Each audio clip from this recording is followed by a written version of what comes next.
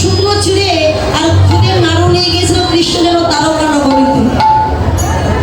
Sound কিন্তু এটা বাড়ছে, লাগবে এটা, বলি এইটা বাড়াই, এইটা বলি, এইটা বাড়াই, এইটা। রাধে কৃষ্ণের জন্য নাড়ু নিয়ে গিয়েছিল শুকনো ছিঁড়ে। ভগবান নিজের তারকা নগরীতে রাজ সিংহাসনে সুদামাকে বসিয়ে ভগবান তার চরণ দুটি হৃদয়ে ধরে কেঁদেছিলেন আর বলেছিলেন, সুদামা, এতদিন পরে তোর চরণ আমার হৃদয়ে ধরে আমার মনোবাসনা পূর্ণ হয়ে গেল। তাহলে ভগবান এই ভক্তকে কথা দিয়ে রেখেছিলেন কবে? পূর্ব জন্মে। এই সুদামা তাহলে কে? আচ্ছা মা, সবাই তো রামচন্দ্রের কথা আমরা সবাই জানি, তাই না? ভগবান রামচন্দ্র কয় ভাই ছিল মা? 4 ভাই, রাম, লক্ষ্মণ, ভরত, শত্রুঘ্ন। রামচন্দ্র যখন বনবাসে গিয়েছিলেন সঙ্গে গিয়েছিলেন তার কোন ভাই? লক্ষ্মণ। আর মা সীতা ছিলেন সঙ্গে। আমরা সবাই বলি লক্ষ্মণের মতো ভাই হয় না, কিন্তু যদি দেখা যায় ভরতের মতো ভাই আর কেউ হয় না। রাম যখন বনে চলে গিয়েছিলেন মা দুটি বর চেয়েছিলেন। রাম বনে যাবে, ভরত রাজা হবে, দুটি বর। তখন ভরত কিন্তু ছিল মামার বাড়িতে। মামার বাড়ি থেকে ফিরে এসে জানতে পারলে আমার মা কয়টি বর চেয়েছে? আমার দাদা রাম বনে চলে গেছে।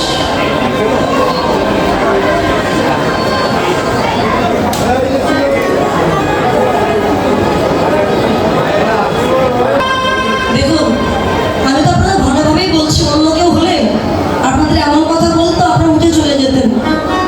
আমি তো ভালোভাবে নম্রভাবে আপনাদের মা বলেই সম্বোধন করে বলছি। আমি তো অন্য কারোর মধ্যে বলছি না, এই কথা বলো না, এমন তো আর বলছি না।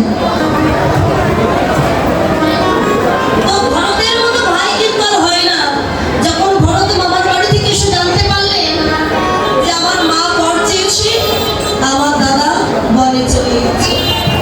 আর বিলম্ব না করে সৈন্যদল হাতি ঘোড়া নিয়ে ওই রাম ভরত চলে গিয়েছিলেন বনের চিত্রকূট পর্বতে, যেখানে রামচন্দ্র আছে। এদিকে লক্ষ্মণে গিয়েছিলেন কাঠ কুড়াতে। দূর থেকে দেখতে পেলেন ভরত আসছে, পিঠে আছে তীর ধনুক, হাতি ঘোড়া সৈন্যদল নিয়ে আসছে। পাগলের মতো ছুটে এসেছে রামের কাছে লক্ষ্মণ।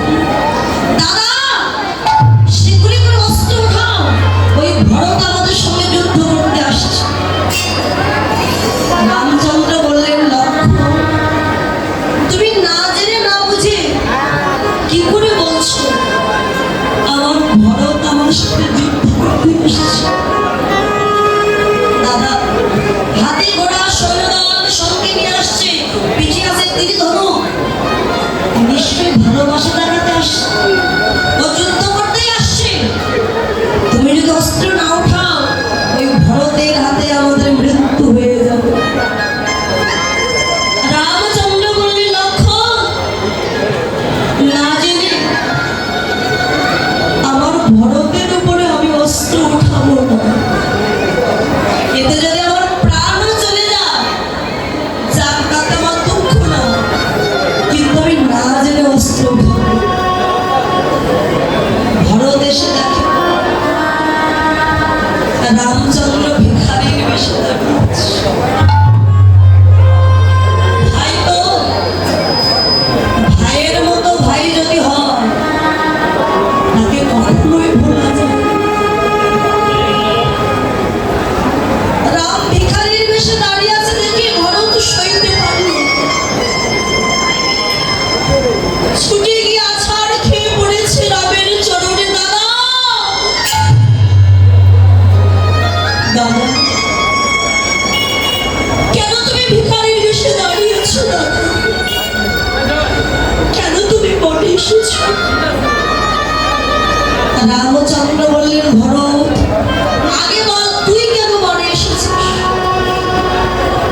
দাদা, আমি তোমার কাছে কিছু চাই। শুধু একটা প্রশ্নের উত্তর জানতে এসেছি।